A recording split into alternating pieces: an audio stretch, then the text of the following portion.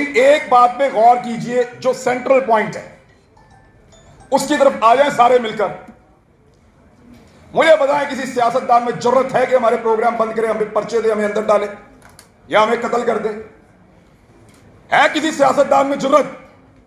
यार ये तो अपनी वजारतों के लिए बेचारे एंकरों के पीछे भागते हैं, दफ्तरों के दरवाजे खटखटाते हैं, अपनी टिकटों के लिए बेचारे पता नहीं कहां कहां दरबदर फिर ये आपके ऊपर अटैक करेंगे।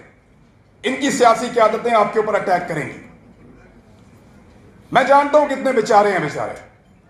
ये जो साहब यहां पे आज तशरीफ लाए थे, इन्होंने एक टीवी प्रोग्राम के अंदर वो नुक्ता उठाया था जिसके बाद मेरे पे पहला मुकदमा हुआ था और फिर बहुत सारे हो गए, लेकिन उनकी बात भी हमने आज सुनी है।